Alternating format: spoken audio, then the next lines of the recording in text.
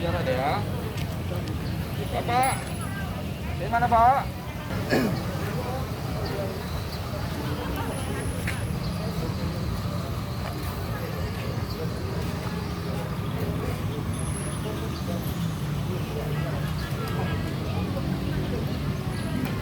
Oke, lihat wajahnya. Tolong tetap untuk menjaga protokol kesehatan, jaga jarak.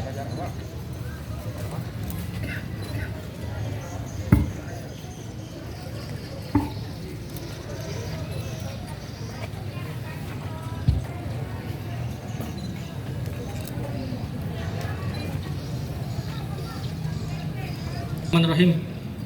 Assalamualaikum warahmatullahi wabarakatuh. Yang saya hormati Bapak Kapolres, yang saya hormati Pak Kapolsek, yang saya hormati Pak Dianton, yang saya hormati seluruh rekan-rekan media. Pada kesempatan siang hari ini kita akan melaksanakan press release terkait dengan kejadian tindak pidana kita melakukan pembunuhan berencana atau dengan sengaja menghilangkan jiwa orang lain, kemudian tindak pidana pencurian dengan kekerasan dan pemerkosaan yang terjadi pada hari Senin yang terjadi pada hari Sabtu tanggal 16 Oktober 2021 di Jalan Hang Jebat Gang Melati RT 14 RW 05 Kelurahan Perawang. Jadi hari ini kita akan rilis terkait kejadian tersebut, yang mana kejadian tersebut dilakukan oleh seseorang yang nanti akan kita sampaikan identitasnya. Jadi belum saya menyampaikan terkait dengan kronologis maupun identitas pelaku dan identitas korban, saya ingin menyampaikan pesan pada seluruh masyarakat bahwa setiap kejahatan atau setiap tindak pidana itu pasti akan meninggalkan jejak, dan kami dari aparat kepolisian akan terus memerangi kejahatan tersebut.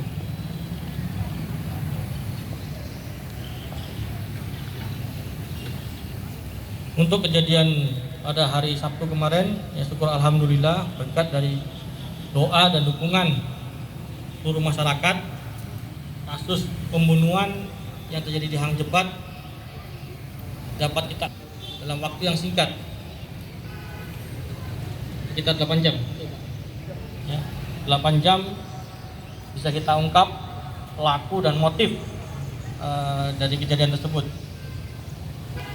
Jadi langsung saja untuk meningkat waktu, bahwa kejadian ini terjadi pada tanggal 16 Oktober 2021 pukul 16.30 dengan TKP di Jalan Hang Jebat Gang Melati RT 14 RW 5 Kelurahan Perawang, Kecamatan Tualang Barat, Kecamatan Tualang, tepatnya di rumah kontrakan yang ditempati oleh korban. Korban atas nama saudari Novi Yunalisa, yang mana korban adalah karyawan honorer, betul ya, karyawan honorer di Samsat Tualang. Kemudian untuk pelapor ini ayah kandung dari korban, yaitu atas nama Bapak Abu Bakar Siddiq. Kemudian untuk tersangka itu atas nama Riki Afriandi alias Riki bin Usman Haryanto, umur 22 tahun, suku Jawa, agama Islam, pekerjaan buruh bangunan, alamat di Jalan Hang Jebat Gang Melati RT 14 dan RW 5 Kelurahan Perawang, Cepat Kualang. Jadi tersangka dan korban merupakan tetangga yang sama-sama tinggal di rumah petak di Jalan Hang Jebat tersebut. Untuk kronologis kejadian dapat saya sampaikan bahwa kejadian ini berawal dari keinginan dari tersangka untuk mencuri barang-barang punya korban. Jadi pada tanggal 16 Oktober 2021 pukul 05.40 tersangka masuk ke dalam rumah korban dengan cara naik ke atas plafon dan turun melalui lubang plafon dapur rumah milik korban sambil membawa pisau dapur dengan niat untuk mencuri. Kemudian setelah berada di dapur milik korban, tersangka tidak langsung melakukan perbuatannya. Akan tetapi tersangka menuju ke kamar korban dan mencoba membuka kamar, tetapi pintu kamar tersebut masih dikunci atau terkunci dari dalam. Kemudian tersangka kembali lagi ke dapur dan sembunyi selama 30 menit. Kemudian sekitar pukul 06.15 korban terbangun dan pergi menuju ruang tamu untuk mematikan lampu.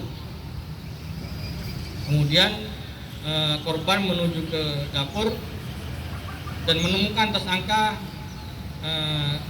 yang bersembunyi di dalam dapur rumah milik korban. Kemudian korban mencoba berteriak, tetapi tidak terlalu kuat teriakannya dan tersangka langsung menyerang korban dengan cara mencekik dan mendorong korban sampai ke dinding dapur sambil mengancam menggunakan pisau dapur yang telah disiapkan oleh tersangka. Dan pada saat tersangka melakukan kekerasan terhadap korban melakukan perlawanan sehingga korban mendapatkan luka di pelipis sebelah bagian kanan terkena pisau yang dibawa oleh tersangka. Kemudian setelah korban melakukan perlawanan dan meronta, pisau tersebut terlepas dari tangan tersangka. Dan kemudian tersangka kembali mencekik dan mendorong ke lantai ya, sambil dicekik dan ditindih perutnya oleh tersangka sampai korban kehabisan nafas dan wajah dari korban sampai membiru. Kemudian pada saat korban dicekik dan ditindih badannya oleh tersangka, baju dari ataupun celana dari korban sedikit melorot sehingga timbul niat dari tersangka untuk memperkosa korban. Dan kemudian setelah dibuka celana dari korban, tersangka menyetubuhi korban, akan tetapi tidak sampai selesai karena melihat korban sudah kehabisan napas. Ya, korban kehabisan napas. Kemudian setelah tadi sebelum diperkosa tadi, korban juga masih sempat melakukan perlawanan dengan cara memukul tersangka menggunakan sapu, yang mana ini sapunya ada barang buktinya saya patah ya. Ini yang digunakan korban untuk melakukan pembelaan diri. Kemudian setelah melaksanakan perbuatannya mencekik dan memperkosa korban, tersangka mengambil barang-barang milik korban dan menjualnya ke seseorang, yang mana ini sedang dalam penyelidikan kami. Tempat penjualan motor. Ini motor. Ya. Ini motor yang punya tersangka hasil menjual dari motor korban. Kemudian setelah melakukan perbuatannya, tersangka kemudian kembali ke rumahnya dan berpura-pura tidak terjadi apa-apa. Jadi pada saat orang tua dari korban datang ke rumah korban untuk mencari keberadaan anaknya, karena dari pagi sampai sore dihubungi tidak ada jawaban, sehingga ayah korban mendatangi rumah korban untuk mencari keberadaan anaknya tersebut. Dan pada saat mencari si korban, ayah korban sempat bertanya kepada tersangka, menanyakan keberadaan dari si korban tersebut, dan dijawab bahwa tersangka tidak tahu. Kemudian ayah korban kembali ke rumah, kemudian berkeliling melalui pintu belakang dan melihat bahwa si korban sudah tergeletak di dapur. Kemudian ayah korban meminta bantuan ke tersangka untuk membuka pintu dapur dengan cara mendobrak. Nah, setelah didobrak, kemudian para tetangga juga datang untuk membantu, baru tersangka pergi. Kemudian dari kejadian tersebut, dari kami Polsek Kualang mendapat laporan dan menuju ke TKP dan melakukan olah TKP. Dan di TKP kita menemukan beberapa barang bukti, kemudian juga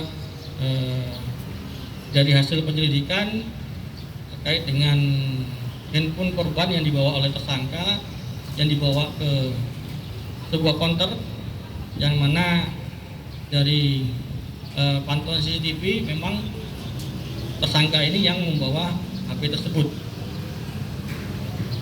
Dari hasil penyelidikan di TKP, kita mengamankan beberapa orang yang kita minta keterangan, dan dari beberapa keterangan itu mengarah kepada kecurigaan kita mengarah kepada si tersangka. Karena memang tersangka pada awalnya sempat berkelit memberikan keterangan yang tidak benar, tetapi setelah kita lakukan pendalaman dan kita temukan di badan tersangka, di anggota tubuh tersangka dapat luka-luka, yang mana ini menimbulkan atau menambah kecurigaan penyidik untuk mengarah ke pelaku pembunuhan. Dan akhirnya setelah kita interogasi dan akhirnya tersangka mengakui perbuatannya. Kemudian untuk pasal yang kita terapkan terhadap tersangka ini adalah pasal 340 KUHP tentang pembunuhan berencana dan subsidiar 338, yaitu menghilangkan nyawa seseorang, dan pasal 365 ayat 3, yaitu pencurian kekerasan yang menyebabkan korban meninggal dunia, serta juga kami terapkan pasal pemerkosaan sebagaimana diatur dalam pasal 285 KUHP. Jadi ada 4 pasal yang kita terapkan terhadap pelaku dalam kasus ini. Dan sebagai informasi juga bahwa sebelum kejadian memang pelaku ini sudah beberapa kali mencuri barang milik korban. Jadi seminggu sebelum kejadian, tersangka ini sudah pernah mengambil uang milik korban sebanyak berapa? 750.000. Jadi niat awalnya memang ingin memiliki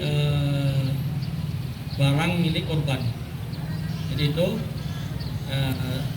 sekilas tentang kronologis kejadian. Baik, untuk pelaku lain yang membantu pada saat kejadian, kita masih belum ada petunjuk. Kita masih dalami lagi karena dari pengakuan tersangka dia melakukan tindak pidana tersebut sendirian. Tapi kita juga masih mencari penada yang menjadi penada barang-barang korban yang dijual oleh tersangka. Ini sedang kita kembangkan dan mudah-mudahan bisa segera kita temukan. Dan untuk motor yang dijual, motor korban yang dijual oleh tersangka ini melalui media sosial, melalui Facebook.